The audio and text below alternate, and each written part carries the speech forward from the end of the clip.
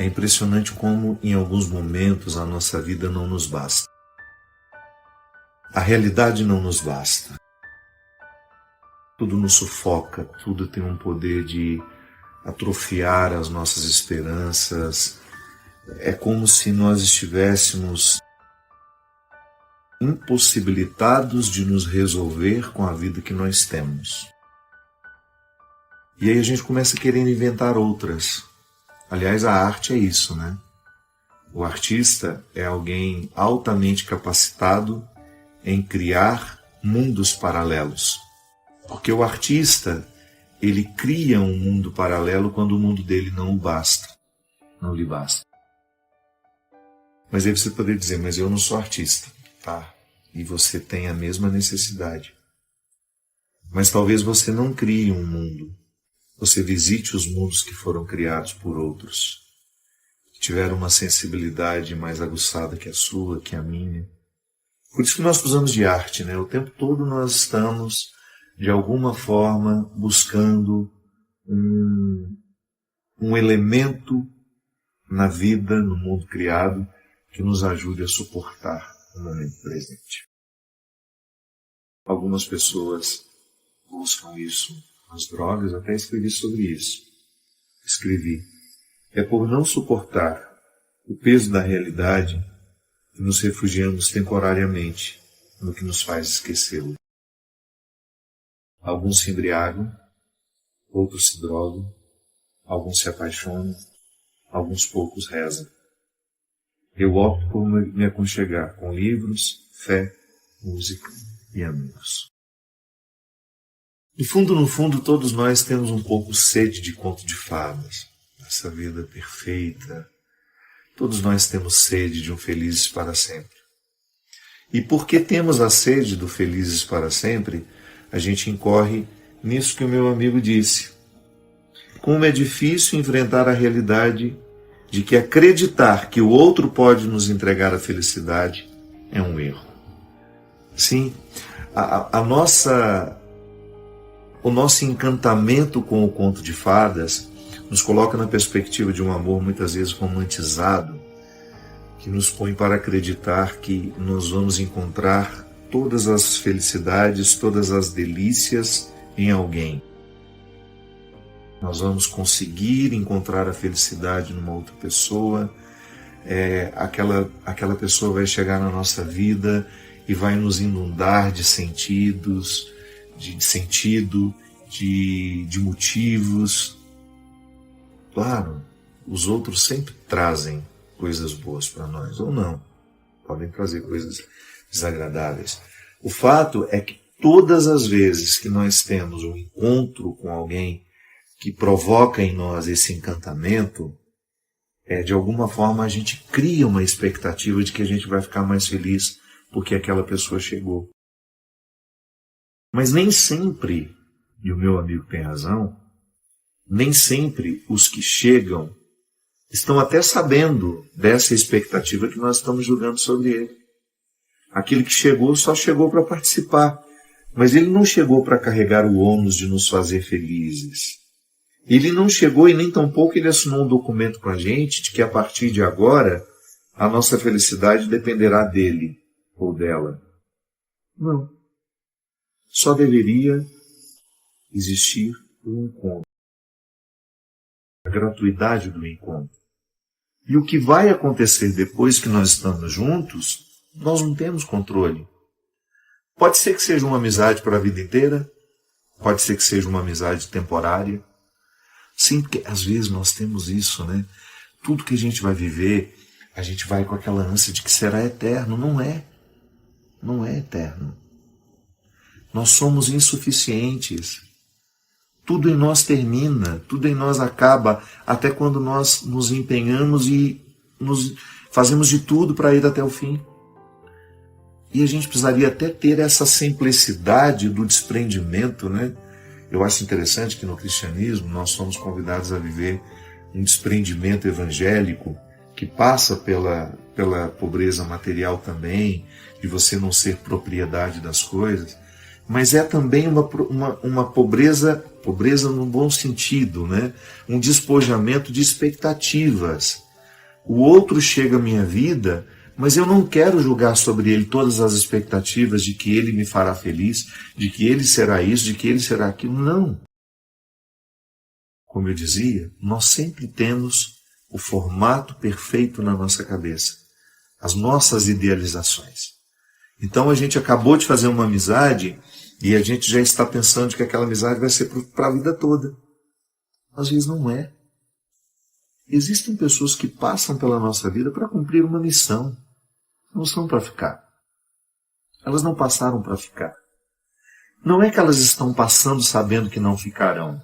O próprio desenlace dos acontecimentos vai nos mostrar quem veio para ficar e quem veio só para desempenhar aquela função. Você já imaginou se você tivesse que ficar na vida de todo mundo que você passou? Você não teria tempo. Você não seria nem honesta na administração dessas amizades. Então existem pessoas que a gente fica próximo em um tempo, a gente intensifica aquela convivência, muita coisa acontece. De repente o próprio remanso da vida vai fazendo com que um certo distanciamento aconteça, perca aquela intimidade, aquela rotina de encontro, aquela proximidade que antes era tão estreita, deixa de ser daquela forma, mas também não é que você passa a querer mal aquela pessoa. Não. Passou. Continuam a querer bem, mas não há mais a mesma proximidade. Eu sei que há pessoas que se apegam ansiosamente a tudo aquilo que vive, né? A frase do Pequeno Príncipe, tão mal interpretada, né? Tu te tornas eternamente responsável por tudo aquilo que cativas. Não, não é. Tudo é muita coisa. Nós não temos nem corpo para dar conta de uma rotina, de cuidar de tudo aquilo que a gente cativa. Nós não temos horas. É muita demanda para um corpo só. É muita vida para um corpo, para uma vida só. É muita história para ser cuidada. É muita gente para ser cultivada. Não damos conta disso. Então a frase é bonita, sim. Ela é significativa, sim. Mas tenhamos um filtro por onde essa frase possa passar e a gente aplicar na realidade com um pouco mais de consistência e com um pouco mais de maturidade. Tá bom, eu cativo muita gente, você cativa muita gente, mas você sabe que é humanamente impossível cuidar de todo mundo que você cativou. Então aplique a frase do Pequeno Príncipe aos seus vínculos mais próximos. Descubra onde é que você tem mais responsabilidade, onde é que você tem que estar mais presente por causa de algumas obrigações que a vida nos impõe, mas também por causa de algumas escolhas que nós fizemos. Mas liberte-se dessa história de que você tem que cuidar de tudo e de todos o tempo todo. Não existe. Ninguém dá conta disso. Esses projetos são românticos, são idealizados. Eles não se aplicam nem a nós humanos. São frases de efeito que não vão se aplicar à nossa realidade. E aí, quando você passar pela vida do outro, nunca aceite essa coisa de que a felicidade dele vai depender de você. Ou que a sua felicidade vai depender do outro. Não, a maturidade nos leva a entender que quando nós passamos um pela vida do outro, nós vamos construir elementos juntos de realização. E isso é amor, isso é fraternidade, isso é solidariedade. É quando você identifica que na sua passagem pela vida das pessoas, você conseguiu construir vínculos fecundos naquele momento. Digamos que você trabalha numa farmácia, você é atendente. Aquela pessoa entrou para comprar um medicamento. Olha como é lindo isso. Ela não está ali indo comprar um supérfluo. Aquele medicamento está intimamente ligado à qualidade da vida que ela precisa ter e que temporariamente a doença retirou. Faz toda a diferença você atender sabendo disso. Eu sei que vai ter dias que você vai para a farmácia trabalhar mal-humorada, cansada. Mas eu tenho certeza que você é capaz de acender dentro de você isso que eu estou dizendo. Que é quando você toma consciência de quem você é e você pensa, eu serei a melhor atendente de farmácia que o Brasil tem hoje. Porque para mim é importante passar pela vida das pessoas, no momento de fragilidade delas. Ou, se elas não estão levando o remédio para elas estão levando para alguém que elas amam. Eu quero passar com o meu sorriso, com a minha presença purificada. Eu não quero deixar ali absolutamente nada que possa ser um peso a mais do que aquela pessoa está vivendo. Isso é bonito. Isso é você se tornar responsável por aquilo que você está atendendo, por aquele que você está atendendo. Você particulariza o conceito do Pequeno Príncipe, aplica de maneira concreta e se livra daquela coisa, daquele fardo que parece nos impor que nós somos responsáveis por tudo e por todos. Não.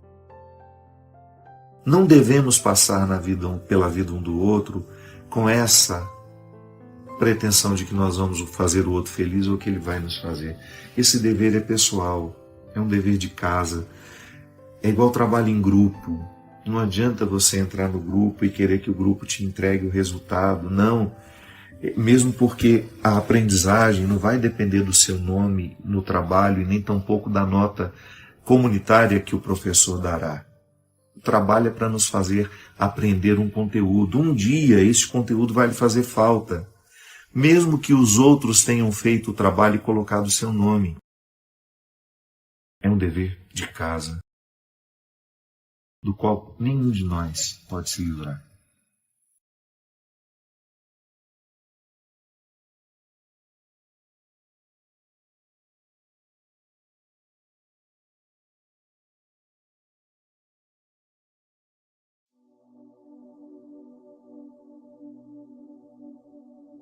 Sabe que nós estamos no ano da misericórdia e todas as leituras que você puder fazer para compreender o contexto da misericórdia, nós lhe recomendamos. O meu livro, O Discípulo da Madrugada, é o itinerário de um ser humano que sai do legalismo religioso para entrar na força da espiritualidade, que é libertadora. Eu costumo dizer que muitas pessoas, na tentativa de viverem uma espiritualidade, elas se limitam a praticar uma religião. A prática de religião, até um ateu pode fazer. O que de fato faz diferença na nossa vida é quando nós entramos no coração da realidade. É quando nós permitimos que Deus é natural em nós. Ele é tão natural como a nossa respiração. Aí sim ele nos inspira caráter, verdade, bondade, beleza. Esse livro ele foi baseado a partir de uma das frases das bem-aventuranças. Bem-aventurados os puros de coração, porque só eles verão a Deus. Muitas vezes, quando a gente não tem o coração puro, a gente faz uma experiência muito primária de Deus. A gente até acha que encontrou, mas o tempo vai desmentindo a nossa experiência. E de repente, e como é que o tempo desmente a nossa experiência, que aparentemente era religiosa?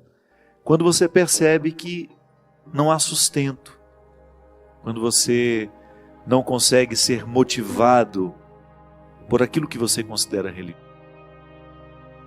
Porque a espiritualidade é o que nos mantém em pé, é o que nos faz enfrentar as mortes, as tragédias, as dificuldades e também as alegrias. Porque a espiritualidade é tão importante na nossa vida que ela nos ensina até a gente ser alegre. É diferente o espiritualizado do não espiritualizado quando ele precisa ser feliz.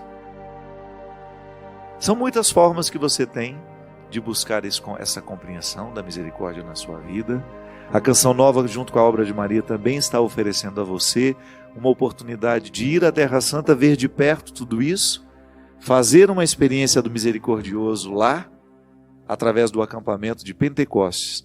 Nós vamos viajar no dia 8 de maio e vamos ficar lá até o dia 16. Será uma semana de uma experiência lindíssima, andando pelos mesmos lugares que Jesus andou, e depois também tendo um congresso em Jerusalém, no sábado e no domingo de Pentecostes. E você é o nosso convidado para estar conosco. Eu serei diretor espiritual dessa viagem, os telefones estão aparecendo aí na sua tela. A Canção Nova, junto com a Obra de Maria, está oferecendo um câmbio muito abaixo do que você vê na televisão. É uma oportunidade boa que você tem de se proporcionar, de se dar este presente, de ir à Terra Santa e fazer uma bonita experiência da misericórdia de Deus lá. Você já foi, né, Ziza? Eu já, mas eu tô com uma vontade de ir nessa aí, meu Deus. Vamos então, aí, vamos dar um jeito nessa história. Eu me lembro que você me falou da sua experiência de anos atrás, que foi Há 4 anos. Foi tão modificador, eu me lembro exatamente como você voltou. Modificou até meu repertório. Oh, meu Deus. Foi? É? Eu estava preparando um repertório para um CD. Não entrou nada daquilo que eu estava preparando. Foi engraçado, né? Durante uma palestra, Prado Flores pregando, e eu fui começando a sentir uma coisa que há tanto tempo eu não sentia, e era no meu entendimento, sabe? Não era emoção. Eu fui ficando envolvido, mesmo, uma né? lucidez. Parecia que tinha um foco sendo julgado em cima de mim e me mostrando exatamente onde é que eu errava na minha missão, no meu trabalho, no ser que eu era. Sim. E no ser que eu precisava ser. Foi muito interessante, Ziza, porque o disco que nasceu daquilo, né, que foi o Solo Sagrado, ele veio com tanta força para mim e eu não o gravei imediatamente. Foi uma experiência de preparo mesmo. Foi até o Queremos Deus, saiu antes dele. Foi um divisor de águas na minha experiência. Da mesma maneira como o Padre Léo foi naquele tempo. Prado Flores com o Gilberto, Monsenhor Jonas naquele ano, foram para mim uma experiência que eu considero de divisão também, um novo tempo na minha vida. Essas viagens nos fazem tão bem. Acho que a gente sai da gente mesmo, e não é só o viajar, o turistar, né? Ah, é diferente. Mas é se pôr à disposição para receber essas visitas de Deus mesmo. E mesmo porque a Canção Nova, junto com a Obra de Maria, eles têm uma facilidade de nos fazer peregrinos. É muito diferente. Colocar a gente no lugar mesmo, né? Não tem frescura. Né? Eu acho fantástico isso. Tanto é que eu digo muito, porque às vezes pessoas muito abastadas viajam comigo, que têm a oportunidade de viajar o mundo todo e optam por fazer a peregrinação, com aquele despojamento todo. Porque o ser peregrino é muito importante.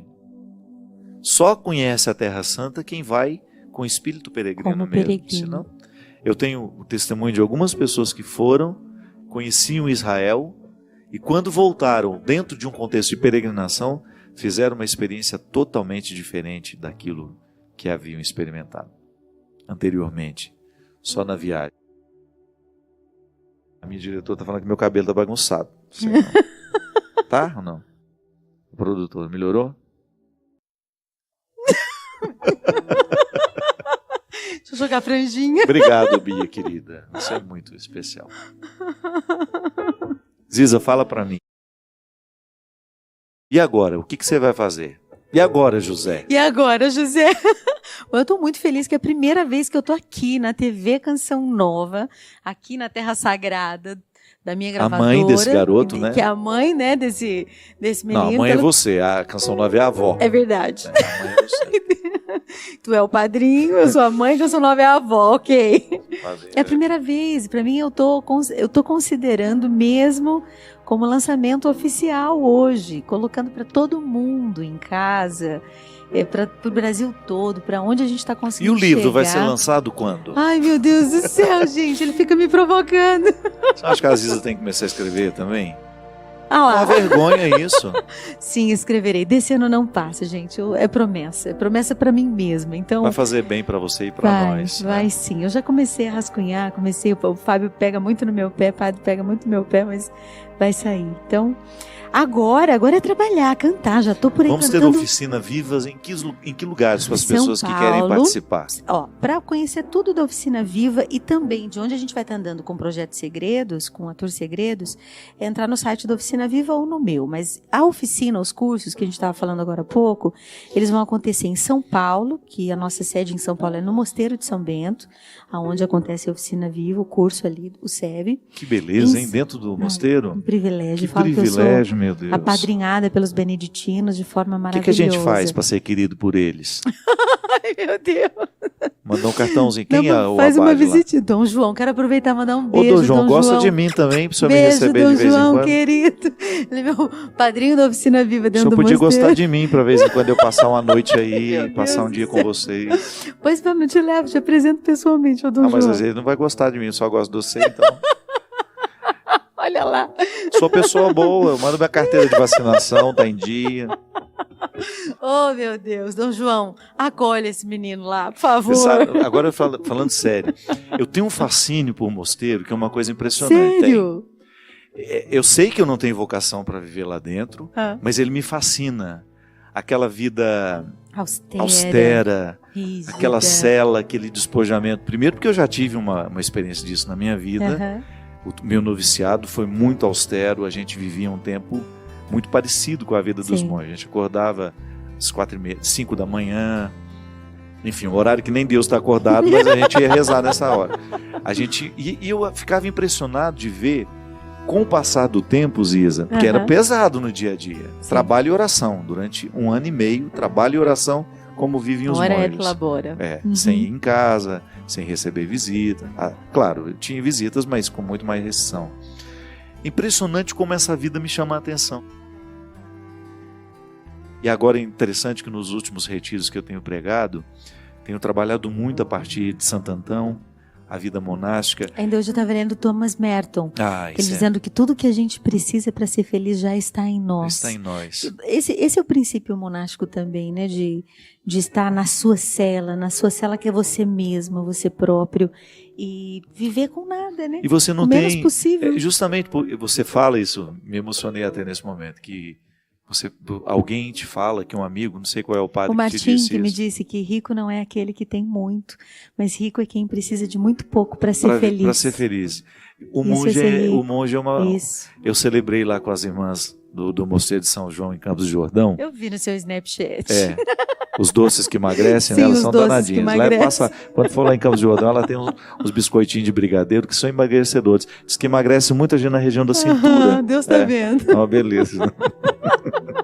A freirinha prometeu que emagrecia. Sim, eu perguntei para ela, irmã, se emagrece?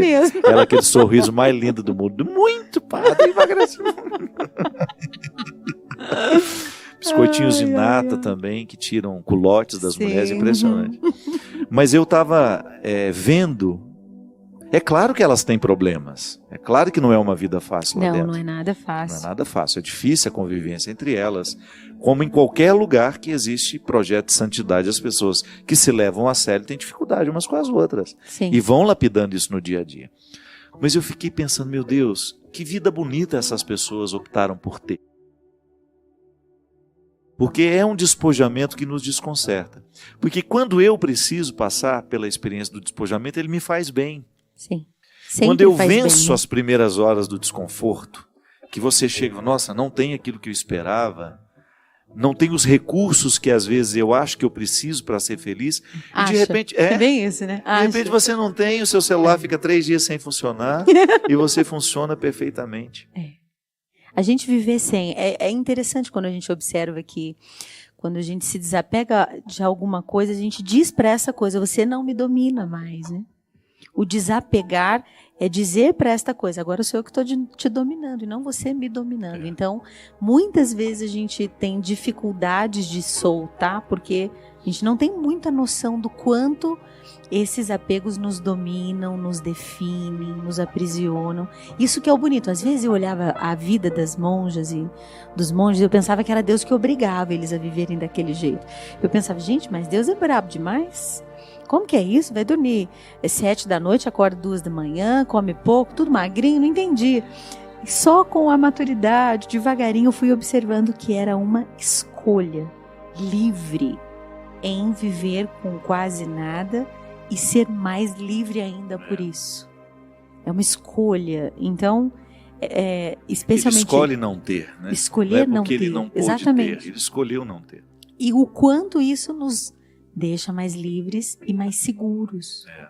A gente fica mais seguro em soltar do que segurar, né? Muito mais. Porque a gente se põe à prova, é muito pesado. Sim, a gente se põe à prova e solta, né?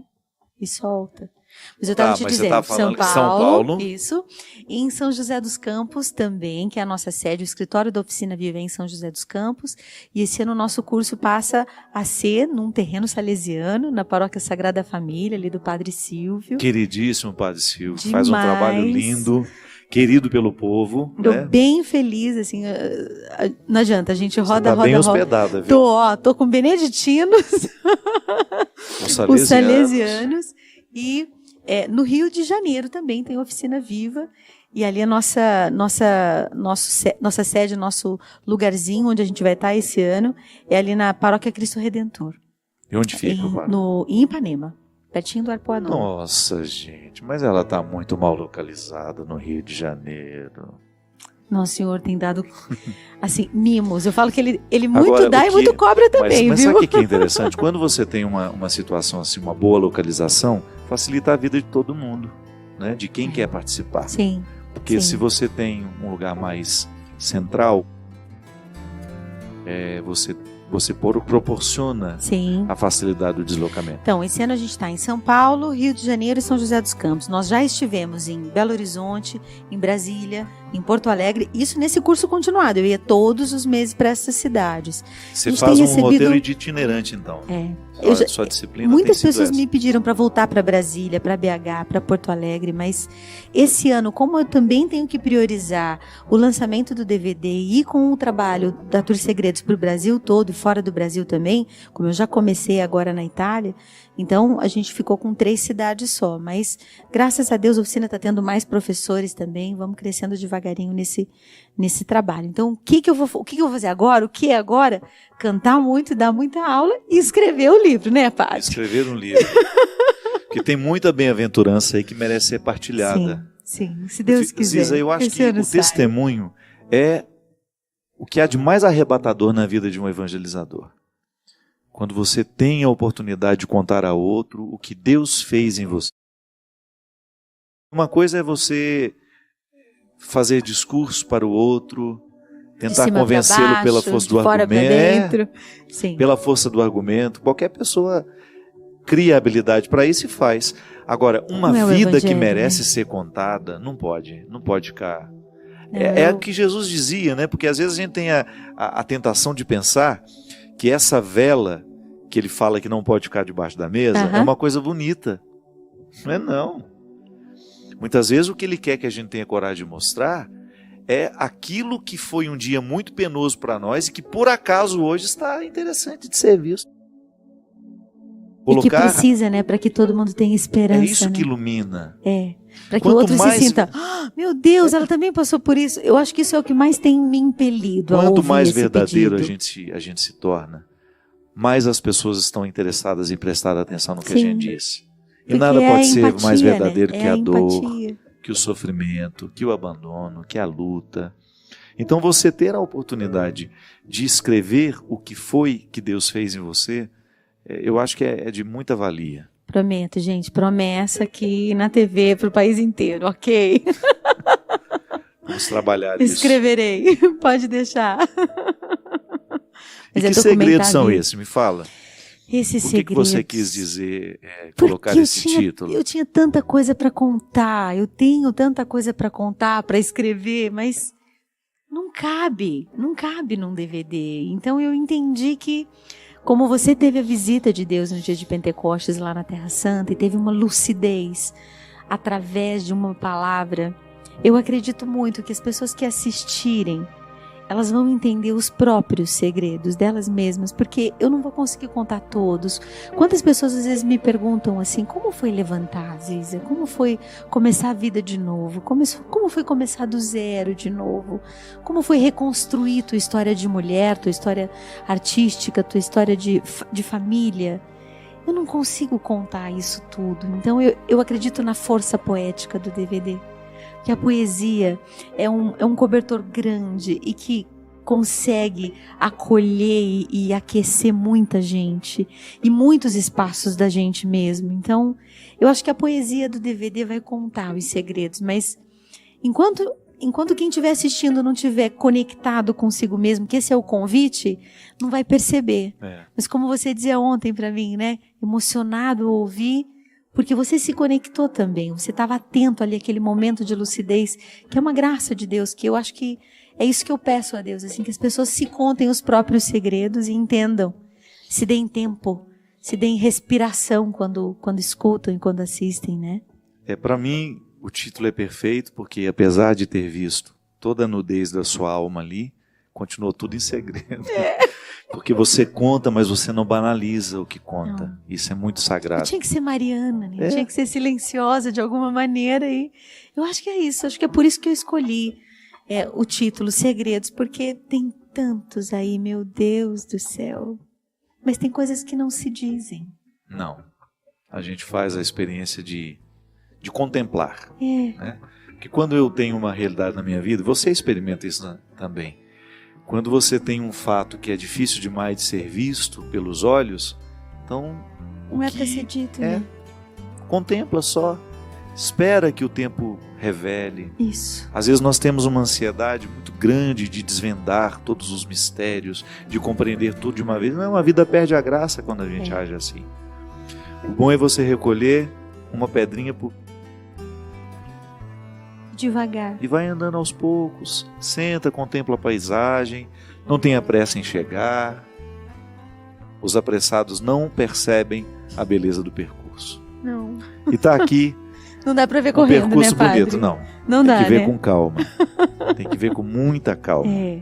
É uma proposta de beleza. E beleza a gente digere muito devagarinho. Não é a gente que toca a beleza, é ela que nos toca. Então é uma proposta bem feminina, bem mariana. Eu lembrei do Van Gogh, com aquele amigo dele, naquela cena do filme, né, que o Van Gogh, todo feliz porque recebe um pintor que ele tem muita estima por ele, vai mostrando tudo que ele estava fazendo ultimamente, louco por uma opinião, e o cara só olhando tudo que ele estava mostrando. Aí ele perguntou, e aí, o que você achou? Aí o amigo falou assim, você pinta muito depressa. Aí ele ficou decepcionado, olhou. Aí ele falou, não, é você que olha depressa. Olha só. E aqui é uma obra que a gente precisa olhar muito devagar. Para olhar devagar. Olhar devagar. Para olhar devagar.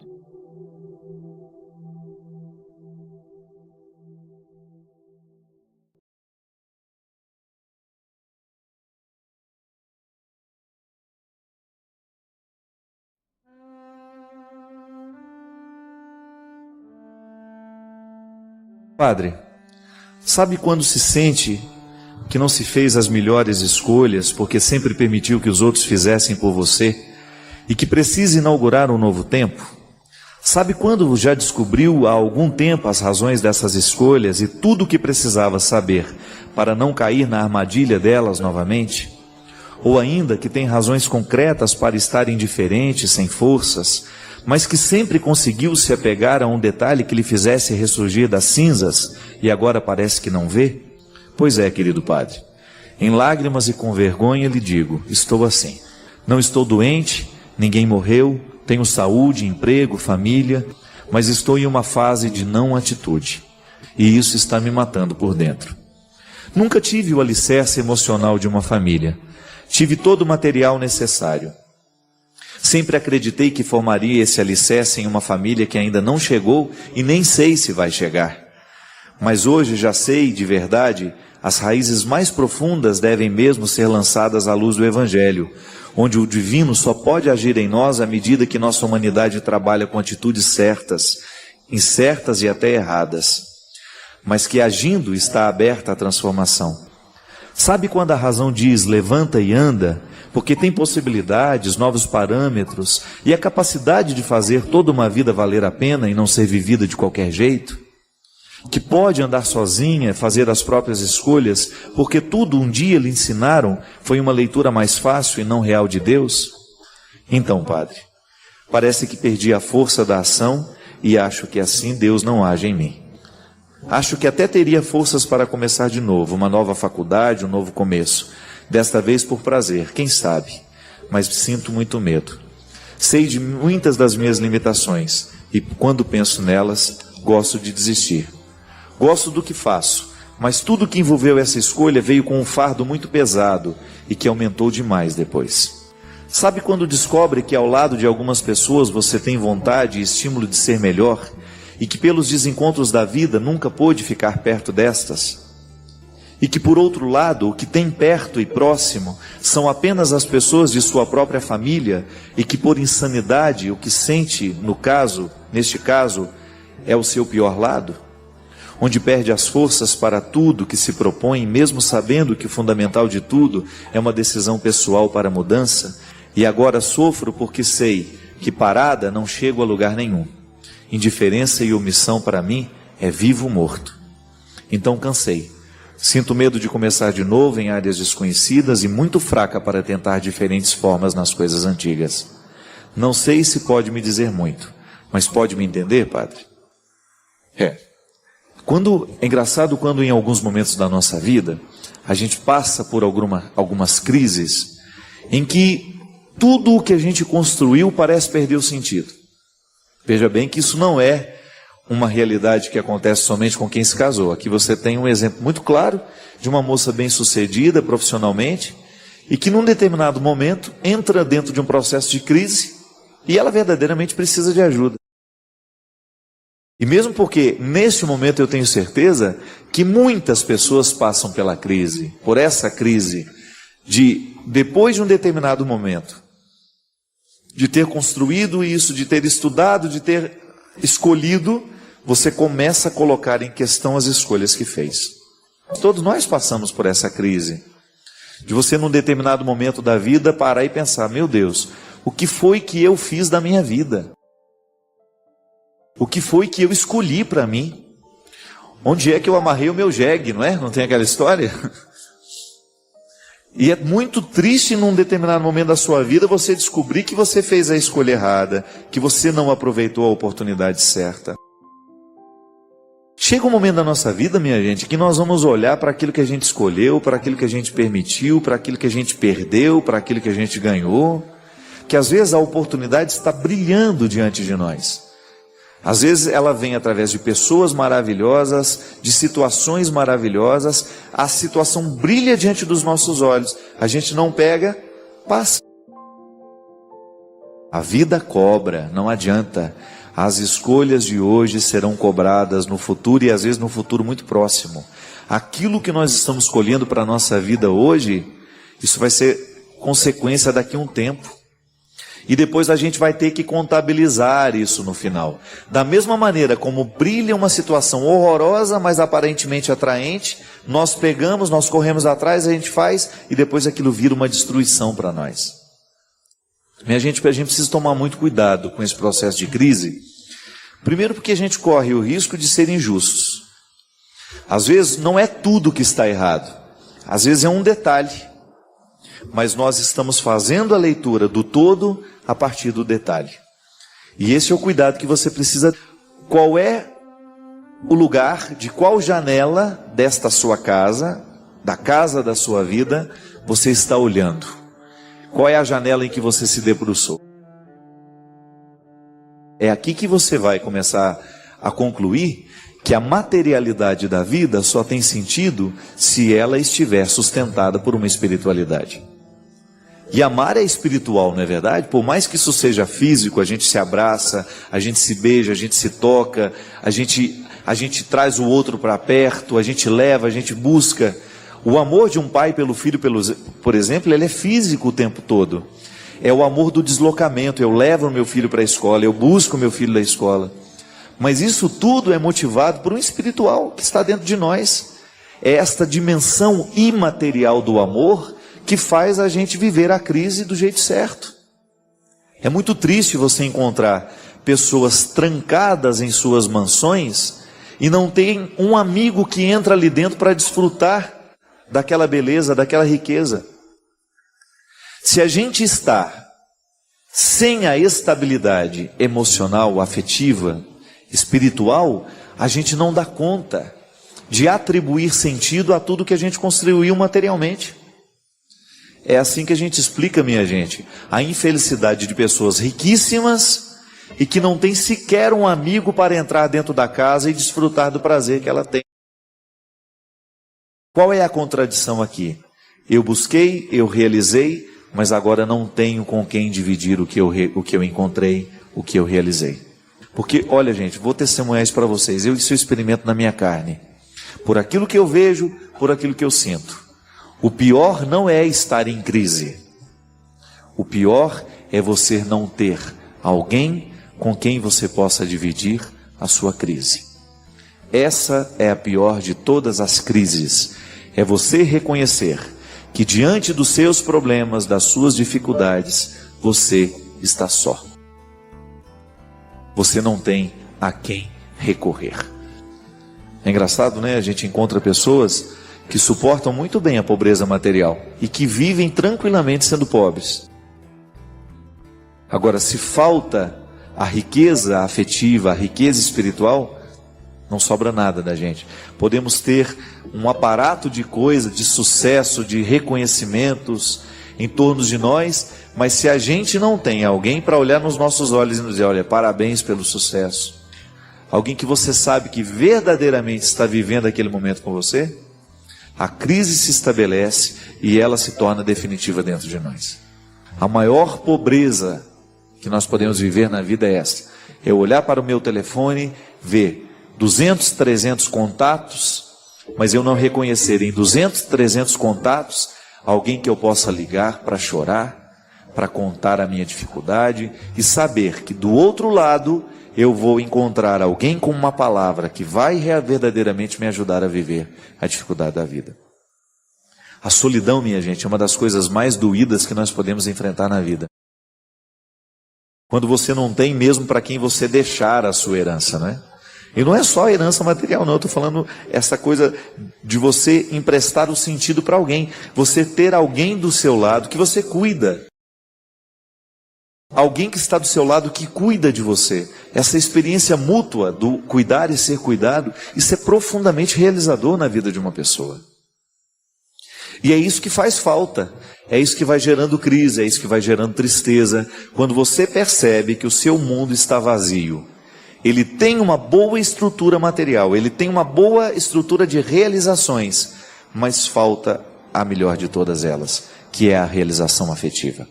Porque às vezes, minha gente, a gente não consegue dentro de casa, a gente não consegue com a família, mas você tem um amigo que é como um irmão. Não é verdade isso? Todos de nós podemos testemunhar isso. Em muitos momentos da nossa vida, o que nos segura não são os nossos irmãos, não são os nossos parentes, não. Quem nos segura para a gente ficar de pé muitas vezes são os estranhos que chegaram, mas que se transformaram em peças fundamentais na nossa vida por causa da maneira responsável como nos olharam, nos agregaram. Se a pessoa não nos agrega, se ela não nos faz crescer, se a gente é apenas um depósito das necessidades dela, ela não nos agrega com nada. E a gente descobre que a gente vive perfeitamente sem ela. Que lamentavelmente, minha gente, nós temos muitos colegas, mas amigos de verdade, e amigos que agreguem, né, que digam alguma coisa, que tenham alguma coisa, que tenham uma visão nova para nos emprestar. Isso é muito bonito. Você estar ao lado de pessoas que tenham uma visão nova para lhe ajudar a enxergar a vida. Se você tem, faça de tudo para você manter esses vínculos o mais tempo possível, porque isso é uma riqueza, minha filha, que você não encontra nos shoppings para você comprar, você não encontra nas prateleiras da loja. Quem conquistou, conquistou. Por isso que muitas vezes as relações familiares são tão fragilizadas. É porque muitas vezes os irmãos, os pais, os familiares não agregam. E é muito triste você chegar a essa conclusão, de que você recebeu muito mais de fora do que daqueles que eram da sua casa. Quando muitas vezes o contexto da família, ele representa só problemas, só dificuldades, não são pessoas que vão te agregar, não são pessoas que vão te promover, que vão lhe ajudar a superar as suas dificuldades. Então a gente vai ficando frágil, a gente não vai tendo esse referencial. Mas não, se você chega à conclusão de que você não tem o referencial dentro da sua casa, o ideal é que fosse lá. Mas então comece a estabelecer vínculos que possam representar isso para você. Pessoas que verdadeiramente vão ajudar você a vencer na vida, a curar um pouco desta aridez afetiva que você tem, esta aridez espiritual, de pessoas que vão lhe ajudar a vencer essas crises, que estarão do seu lado no momento dela. Há momentos em que a gente planta, há momentos em que a gente colhe. A sorte, minha filha, é que você tem apenas 33 anos e ainda dá tempo de plantar muita coisa boa, de reverter esse quadro familiar. Claro que é possível. Você não precisa ser amigo de todo mundo dentro de casa, não. Às vezes nem é possível isso. Mas você precisa estabelecer laços fecundos com as pessoas que estão do seu lado. Se a gente começa a olhar o detalhe que nos incomoda e nós o fazemos crescer, ele realmente vai tomando conta do todo. E o interessante, Vanessa, é que a sua carta parece demonstrar que, mesmo você tendo toda essa realização profissional, você vive uma instabilidade emocional muito grande dentro da sua casa. E essa, muitas vezes, gente, é a causa de muitas crises. Porque não adianta a gente conseguir, não adianta a gente ter, não adianta a gente chegar lá. A gente precisa ter alguém que veja o que a gente conseguiu, que nos apoie para chegar lá, que esteja do nosso lado no momento em que nós chegamos lá. E Jesus já dizia, né? Quem é igual encontrar a pérola preciosa. Quem sabe que ali está a pérola preciosa, renuncia tudo que está sobrando e vai embora atrás da pérola preciosa, porque sabe que lá você encontrará a segurança necessária, o lugar certo para você crescer, para você estabelecer novos projetos, para você ir além. Gente que olhe para você de um jeito novo. Gente que nos olha de um jeito velho, isso não faz diferença. É horrível a gente ser olhado de um jeito velho. A gente encontrar alguém que nos estende a mão, que nos dá uma oportunidade, isso é maravilhoso. Experimento isso na minha vida o tempo todo. Com os amigos que, graças a Deus, eu fiz ao longo da minha vida. De pessoas que me fizeram crescer. Gente que fala o não na hora certa, sabe? E que depois acompanha o seu processo com responsabilidade, sem ciúmes. Acompanha na cumplicidade. Quer nos fazer crescer. Quer nos edificar. Isso é muito bom, minha gente. Quando você encontra pessoas que representem esse papel na sua vida, Vanessa. Esta segurança afetiva, ela é muito necessária.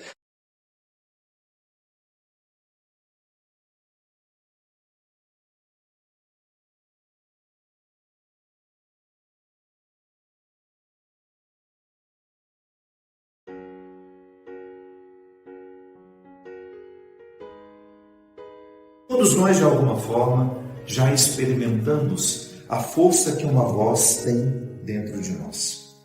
Todos nós, de alguma forma, já experimentamos a força que uma palavra tem na nossa vida, de nos chamar para fora, de nos fazer viver,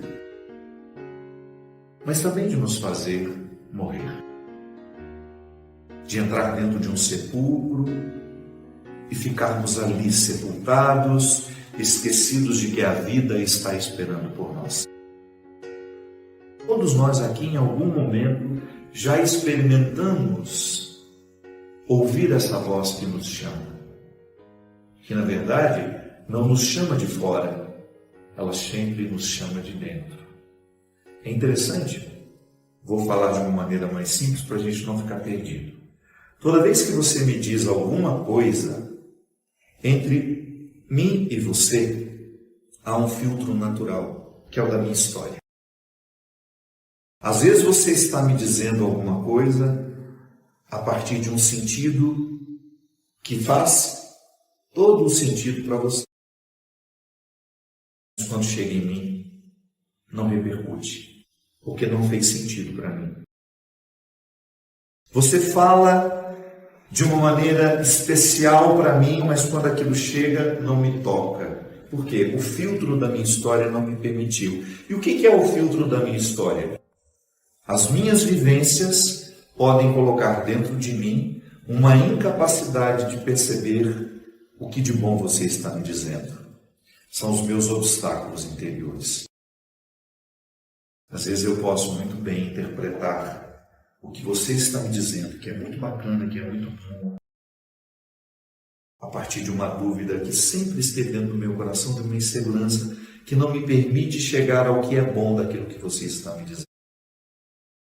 E quando você me fala, em última instância, aquilo que você me fala repercute naquilo que eu me digo quando você me fala.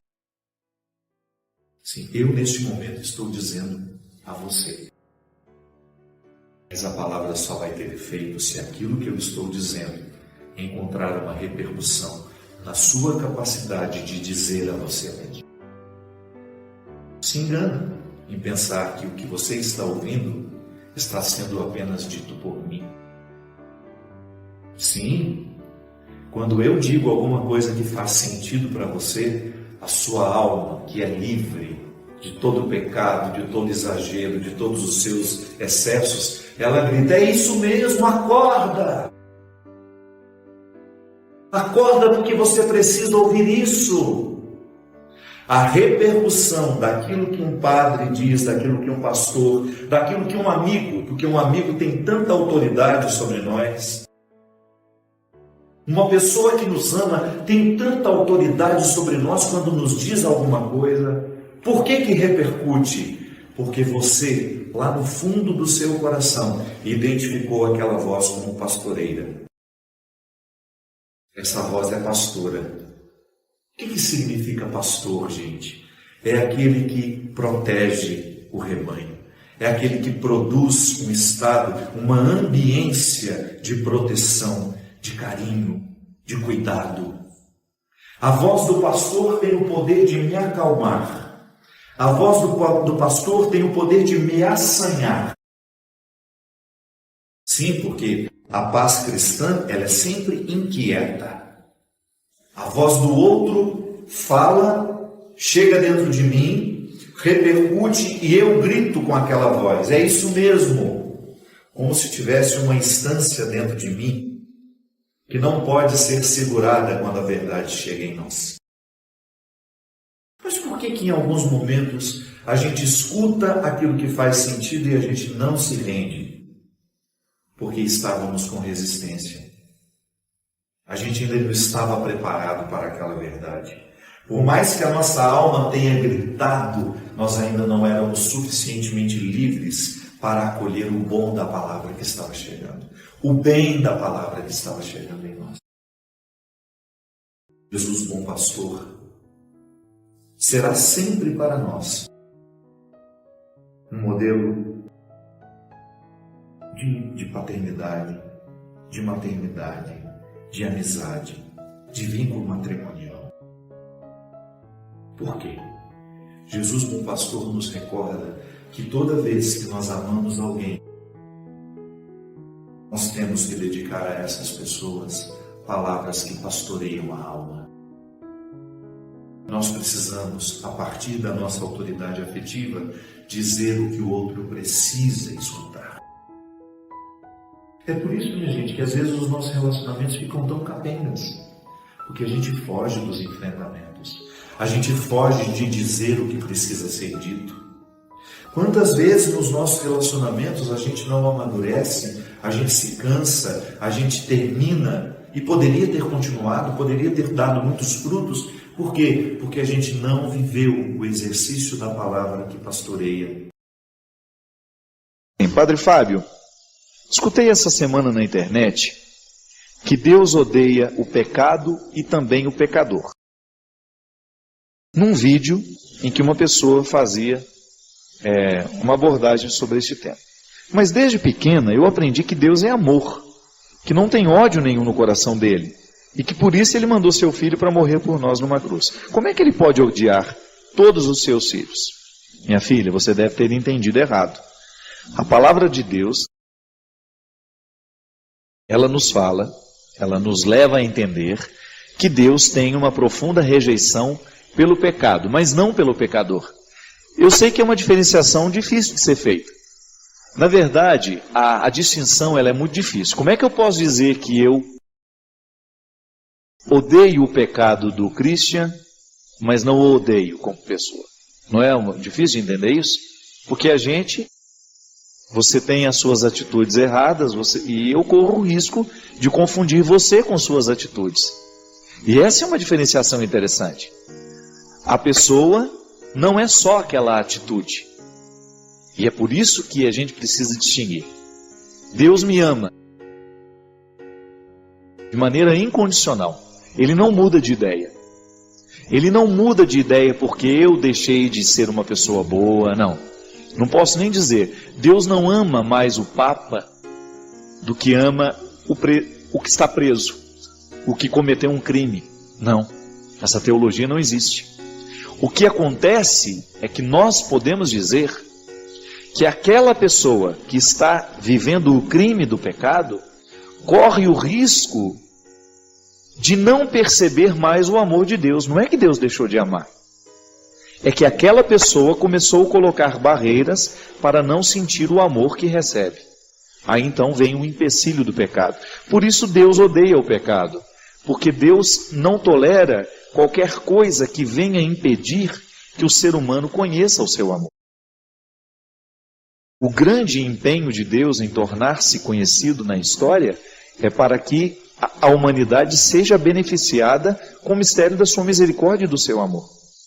Então, a gente precisa identificar que a atitude pecaminosa não é a pessoa. Faz parte, mas não é a pessoa. A pessoa não se transforma no erro que comete, né? Ela comete erros, mas ela não se transforma nos erros que comete. E por isso que o mistério da salvação em nós é justamente quebrar o poder do pecado para que cada vez mais a gente seja este espaço, este território onde Deus tem a oportunidade de agir. Então, só voltando mais uma vez para esclarecer melhor. Deus ama o pecador, mas não tolera o pecado. Por quê? Porque o pecado é um empecilho para que o pecador tenha consciência do amor de Deus na nossa vida. É claro, minha gente, que por causa da nossa natureza, nós somos imperfeitos, somos criaturas. Já por ser criatura, eu sofro de limites, é natural que eu me encaminhe muitas vezes para aquilo que é errado. Mas a religião, a experiência que nós fazemos com Jesus, ela é sempre para nos ajudar a entender onde é que nós estamos nos desviando, para que a gente não saia da mira deste amor tão transformador. Li uma manchete que anunciava o fim da humanidade. Baseada em Nostradamus, inclusive na própria Bíblia Sagrada, a revista previa desastres ambientais. A partir disso, lhe pergunto, como não se assustar? Como não se amedrontar com uma matéria que nos fala de catástrofes que vemos já nos dias de hoje? Como fazer com que nossa fé não diminua, mesmo diante de tudo isso? Como, padre? Como? Desde já o meu agradecimento. Olha, eu não estou nem aí para promessas de Nostradamus, que o mundo vai acabar, que vai destruir. Sabe por quê? Eu tenho mais o que fazer. Então, enquanto não acaba, eu trabalho. Não é isso? Enquanto não acaba, eu luto. Enquanto não acaba, nós tocamos música, né, o Sábio? Vamos viver, minha gente. Esse negócio de ficar parado, prestando atenção nas tragédias, isso só nos torna mais trágicos. Estamos acabando de falar de uma profecia que não se cumpriu até hoje, que é de que o lobo e o cordeiro vão comer no mesmo prato. Vamos prestar atenção nas profecias boas. E vamos lutar para que a boa profecia se concretize nos nossos dias. Para que nós vamos ficar dando atenção a essas bobagens? Esse povo que sabe prever o futuro poderia muito bem nos dar os números sorteados da Mega Sena da semana que vem, não é? Esse povo lê a mão de todo mundo, mas não lê a própria vida, né? Você vai lá, que a taróloga, sei lá o que, tem o poder de ver o futuro. Tudo bem se você acredita nisso e se você pauta a sua vida. Agora, eu não. Eu não tenho mais o que fazer. Tenho mais o que fazer e eu não quero saber do futuro, porque senão fica apavorado. É melhor eu não saber, não é assim? Eu vou viver a vida com as suas surpresas, com o bom que existe hoje, vou construir bem o meu futuro. Se o outro tem o poder de ler a mão, tem o poder de fazer, que então ele faça a leitura de coisas boas, que de tragédia eu não quero saber. Prefiro não saber. Agora, o melhor jeito da gente lidar com tudo isso é a gente vivendo bem o presente. Eu não acredito nessas promessas de tragédia, porque eu acho que a vida, ela segue o seu curso natural e a gente vai interferindo no processo à medida que a gente pode. Como? Mudando para melhor. Essas tragédias todas da natureza não são outra coisa senão a resposta da natureza à agressão que nós fazemos a ela. Não é outra coisa. Somos nós que estamos construindo essas tragédias. E essas tragédias ambientais, elas sempre existiram. Porque o ser humano sempre interferiu no processo. E hoje vai existir mais, por quê? Cada vez mais nós emitimos gases que destroem a camada de ozônio, cada vez mais nós desmatamos, cada vez mais nós fragilizamos o mundo em que a gente vive. É como se você pegasse a parede da sua casa e todo dia você ficasse dando uma marretada nela. Um dia quebra. O negócio é parar de dar a marretada, é tomar a consciência de que a gente evita a tragédia através de um jeito bonito de viver, através de um jeito mais honesto, mais equilibrado. Aí nós vamos sim conseguindo fazer a transformação do mundo. Só quem já leu os livros do Padre Fábio de Mello sabe o quanto eles são transformadores, nos fazem refletir e mudam a nossa forma de enxergar a vida. Se você ainda não leu, não perca essa grande chance. Saiba mais clicando nos links da descrição.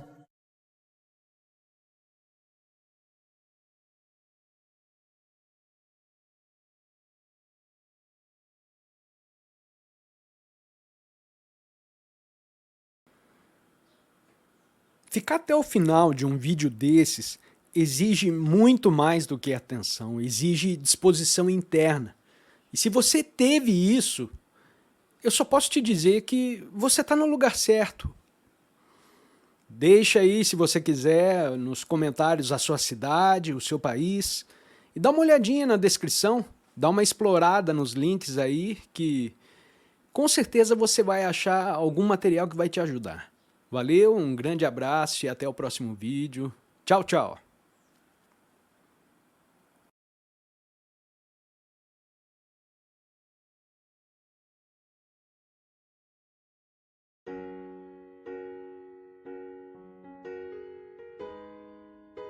Padre, sabe quando a gente sente um peso dentro de nós, com medo de que tudo possa dar errado? Pois é, estou me sentindo assim. Sabe quando uma pessoa se sente perdida no meio de uma confusão? Pois é, esta sou eu. É assim que eu me sinto. É uma tristeza sem sentido. Sei que tenho um potencial para ser feliz, para buscar muito mais. Até incentivo outras pessoas a fazerem o mesmo. Incentivo-as a não terem o medo, mas eu estou experimentando em mim muito deste medo. Sinto-me prisioneira e isso tem me incomodado. Isso tem me dado uma angústia muito grande. De alguma maneira todos nós nos incluímos, né? Porque quem não tem que viver esse desafio diário? Viver é um desafio diário. É como tomar água. A água que você tomou ontem não serve para a sede de hoje. O alimento que você comeu ontem, claro, ele pode até estar te nutrindo ainda agora, mas você precisa renovar o alimento. O sentido para a vida é assim também. Eu quebrar as regras dos defeitos, para eu começar a viver sobre as regras das virtudes. Eu ter a sensibilidade, a simplicidade de identificar os meus excessos, aquilo que me torna uma pessoa difícil, e começar a trabalhar. Quanto mais cedo eu começo a trabalhar isso, maior é o benefício. Porque é bom a gente viver a conversão. A gente fica mais agradável, a gente fica mais feliz, a gente fica mais realizado. E esse é o primeiro benefício da conversão. Que quando a gente abre mão desses excessos, a gente fica até mais bonito. Porque você começa a dar espaço para crescer em você aquilo que os excessos não permitem. Muitas virtudes não crescem em nós, é porque os defeitos sufocam. O defeito, ele tem um poder ordinário, absurdo, de sufocar diariamente. É igual aquele que é viciado. Enquanto ele não olha no espelho e diz, esse vício me mata, ele não começa a se libertar. Não adianta eu dizer, não adianta o outro dizer. É preciso que o viciado se reconheça como assassino de si mesmo. Somente a partir do momento em que ele se reconhece assassino de si mesmo, é que ele para de se matar. E aquele vício, que é um veneno ordinário, porque é de todo dia, Ele deixa de entrar pelas veias, ele deixa de entrar pela boca, ele deixa de poluir a cabeça. E aquela pessoa de repente começa percebendo coisas bonitas de si mesma, que até então ela não percebia, porque o vício não permitia. Minha gente, às vezes nós vamos cultivando alguns hábitos nocivos e nós não nos acusamos mais disso. Você sabe que um grande prejuízo humano que eu tenho identificado é que as pessoas se acostumam com aquilo que elas têm de ruim. Elas se adaptam ao que tem de ruim.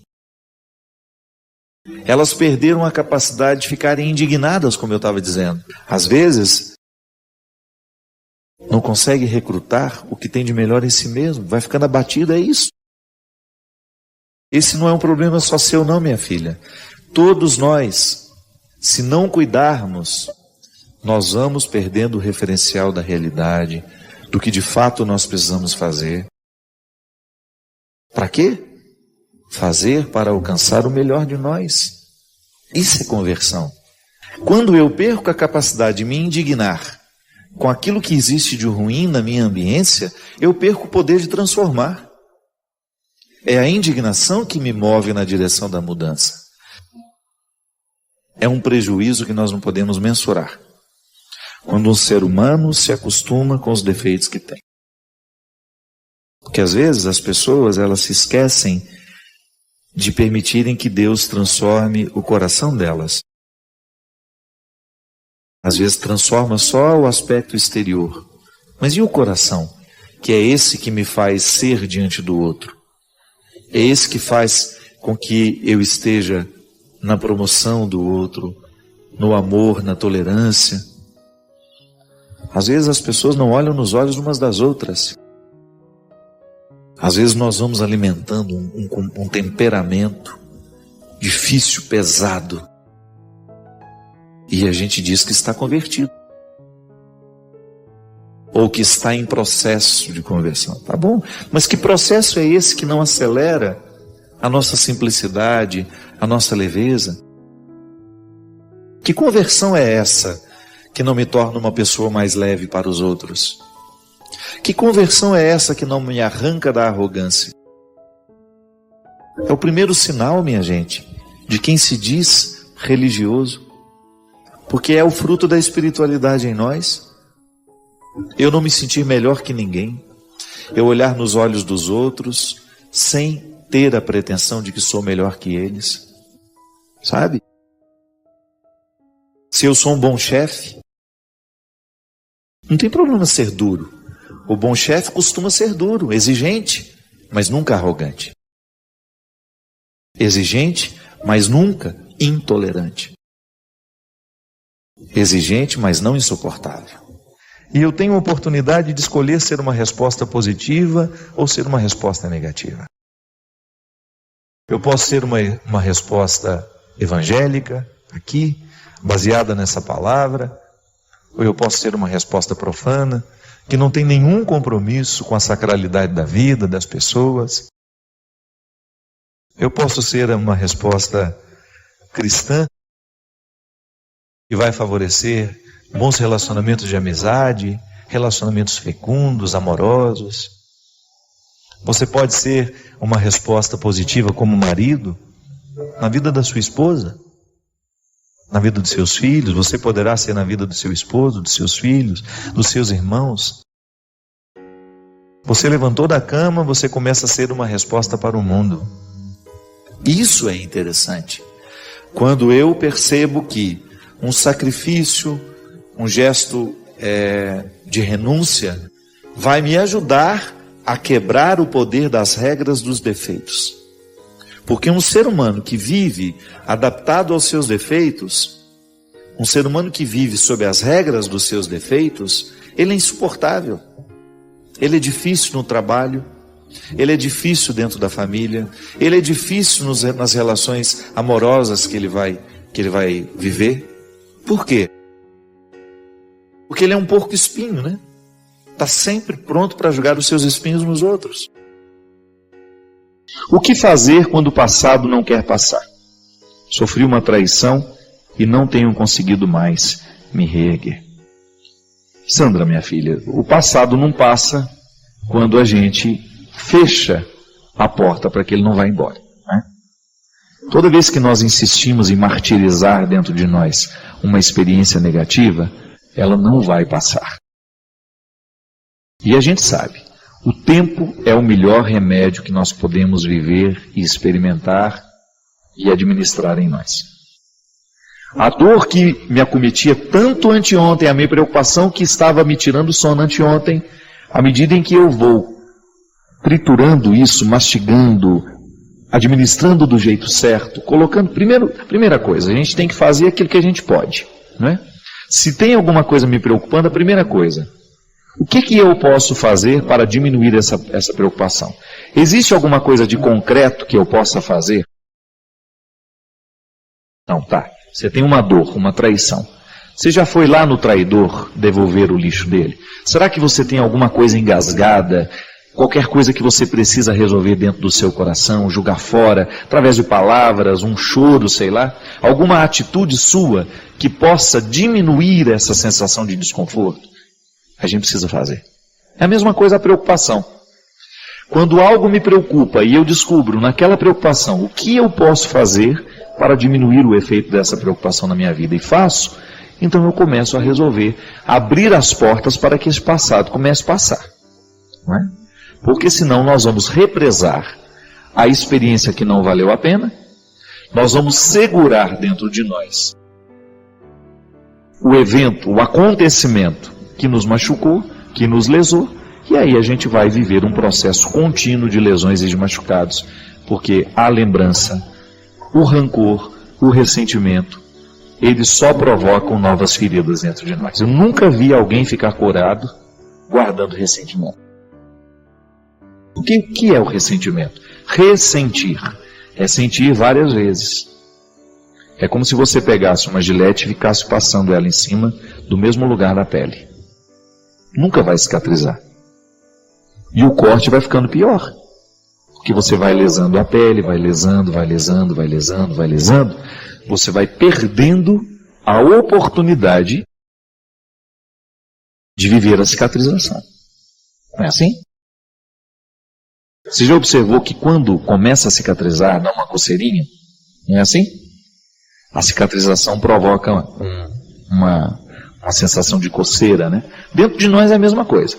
Pode observar, existem muitas situações afetivas que às vezes nós estamos começando a nos recuperar dela. Aí você tem aquela sensação, vez em quando, de querer retomar, são as coceirinhas da cura. Segura isso daí. Consiga manter sob controle os seus ódios. Consiga manter sob controle os seus ressentimentos. Consiga manter sob controle as suas carências. E aí você começa a viver o processo da libertação das consequências negativas que aquele fato lhe provocou. É a vida. Todo mundo é machucado. Eu não tenho como criar uma redoma para mim, você não tem como criar uma para você. Então, de vez em quando, as pessoas vão nos ferir com as palavras, as pessoas vão nos ferir com as atitudes. Agora, você não pode permitir que a palavra que fere e a atitude que fere venha provocar ferimentos no seu ser e venha demorar demais, ficar dentro de você, se estender mais que o tempo que ela deveria ficar. Atingir o seu ser, foi no profundo da sua vida, foi no profundo do seu coração, já começa a dar um jeito de cicatrizar isso. Porque a partir do momento que você tem uma ferida no ser, você corre o risco de infeccionar tudo. Nos afetos, isso funciona desse jeito, né? De vez em quando alguma coisa vem, machuca o nosso coração, a gente perde a disposição para tudo. Perde disposição para estudos, perde a disposição para o trabalho. Por quê? Aquilo tem um impacto, ele afeta a gente. Agora, o tempo que vai durar aquilo que lhe afeta precisa ser administrado por você. Afinal, é o seu ser que está em jogo, não é? E de repente você começa a fazer tudo errado porque o ser está machucado. Então há sempre uma feridinha aí no ser que precisa ser cuidada. Minha gente, esse é um exercício de todo dia, tá vendo? Viver a experiência de ser com Jesus é a gente viver o tempo todo, administrar dentro de nós essas curas que nós precisamos viver para que a gente fique parecido com Jesus. Eu quero ser parecido com Ele. Mas para ser parecido com Ele, eu preciso curar no meu ser muitas coisas que estão erradas. Eu preciso, de vez em quando, visitar os meus passados, o meu passado, para compreender o presente. Por que às vezes eu sou arrogante? Será que em algum momento da minha vida eu fui humilhado demais? E porque fui humilhado demais, tenho dificuldade de administrar os momentos em que alguém me contesta? Ninguém é por acaso. A cura do ser acontece quando a gente reza, quando eu peço a Deus que venha curar o meu coração, que venha curar a minha mente. Essas são expressões que nós usamos o tempo todo. Mas Deus muitas vezes cura o nosso coração, cura a nossa mente, através da nossa reflexão. Quando você começa a colocar em ordem os seus sentimentos desordenados, quando você começa a retomar a harmonia que às vezes a vida e os acontecimentos retiraram. E é isso que eu desejo para você. Que no hoje da sua vida, da sua história, você esteja empenhado em curar as feridas do seu ser. Se te machucaram, se te magoaram, se te feriram, não leve isso com você. Só leve como ensinamento para você não fazer com o outro. Mas não permita que isso vire amargura. A tristeza, para ser criativa, ela tem que exercer dentro de nós o movimento da superação. Então, porque eu estou triste, porque eu estou magoado, chateado, eu observo aquele momento, eu vivo aquele momento como propósito de superá-lo. Porque se eu não superar, eu corro o risco de transformar isso em amargura. E amargura não faz bem ao coração. Coração amargurado não consegue perceber a vida. Coração amargurado fica focado nas mesmas coisas. Quando a gente foca nas mesmas coisas, quando a gente não amplia o nosso olhar, a gente corre o risco de infelicitar a nossa experiência de vida. Eu desejo do fundo do meu coração que hoje o seu ser possa ser fortalecido. Com o programa de hoje, de repente você descobriu que você está sendo objetificado por alguém, que você está vivendo a relação humana, os relacionamentos não estão respeitando aquilo que você é. É momento de gritar essa independência aí, Porque Deus te quer livre, tendo condições de mergulhar cada vez mais nos mistérios do ser. Corrigindo o ser, consertando o que está errado aí no ser, sem dúvida as suas atitudes, as suas obras serão muito mais maduras, muito mais satisfatórias. Que é isso que a gente quer. Ter um coração puro para que a nossa atitude possa ser apenas um reflexo de um gesto que nem começou. O gesto, ele antes de acontecer, ele me move. É um movimento que o outro não vê, mas que me leva a ir adiante, que me traz coerência, que me configura ao Cristo. Antes do meu gesto de amor, existe em mim um coração que ama. E isso precisa ser cuidado o tempo todo, porque se aqui dentro o coração ficar fragilizado demais, ficar machucado demais, a gente corre o risco de transformá-lo num território infértil. Aí a atitude não vai adiantar nada. Porque quando a gente realiza um gesto de amor, não é só o outro que é beneficiado, mas eu também sou. Porque o amor, assim como faz bem a quem recebe, ele faz muito bem também.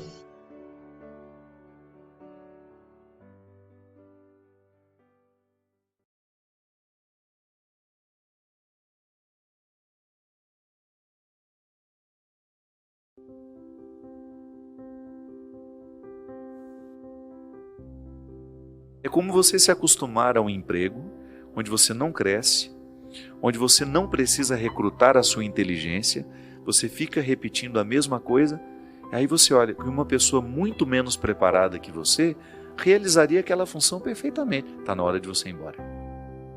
Está na hora de você buscar um outro lugar para você. Sabe por quê? Senão você vai começar a se nivelar por baixo. E essa fatura chega.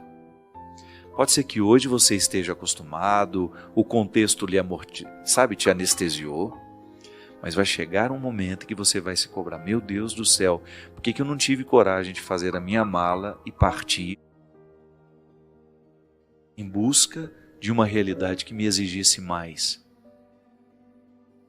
Por que eu não tive coragem de, naquela hora, tomar uma decisão que me causaria um desconforto, porque eu perderia a estabilidade, mas ao mesmo tempo me colocaria num projeto que de fato era para mim?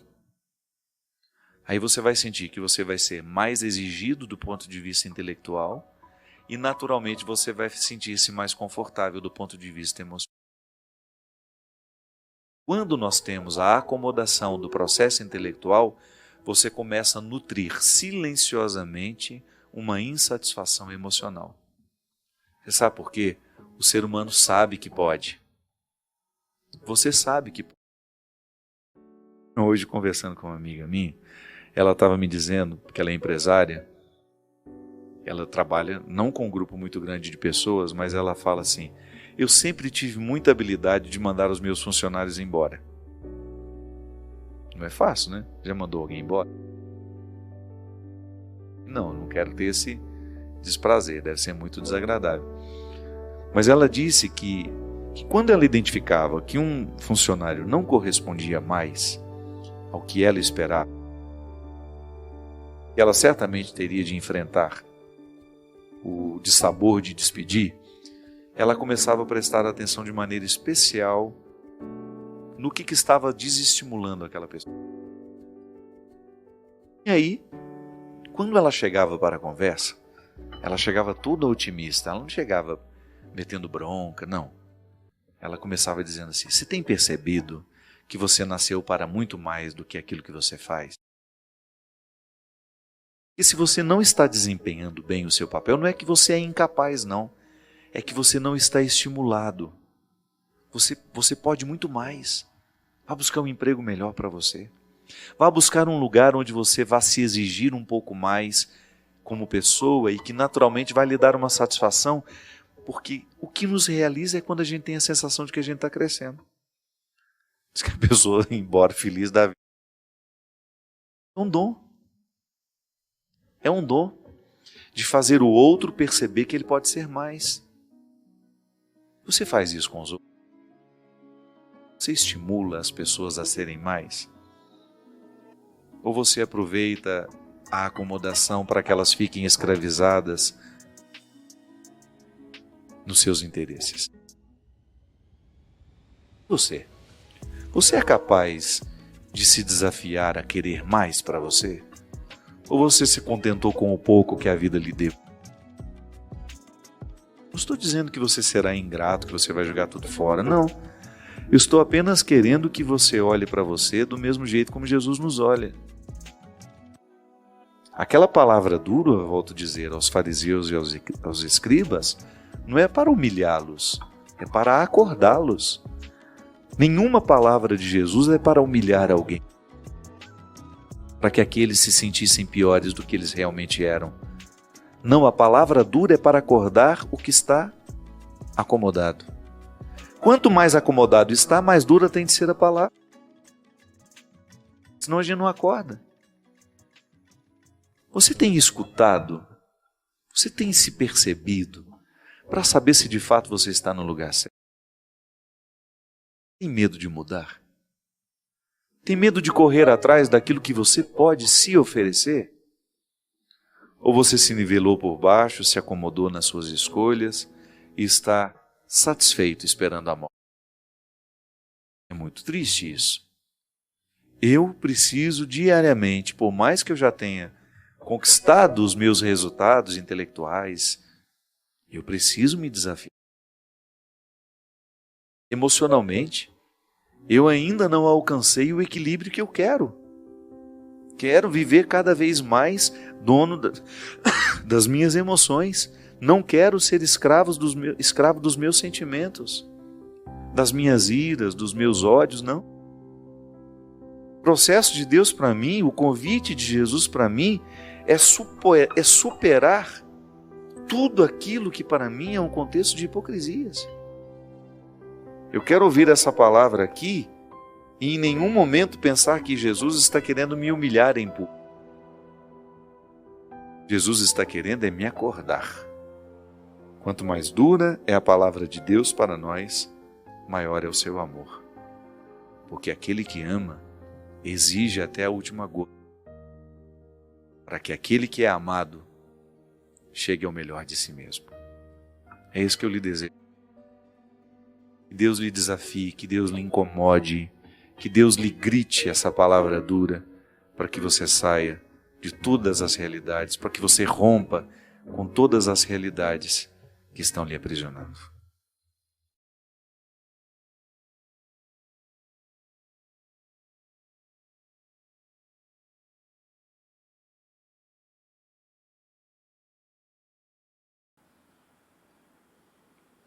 Se você chegou até aqui, é porque isso falou com você em algum nível.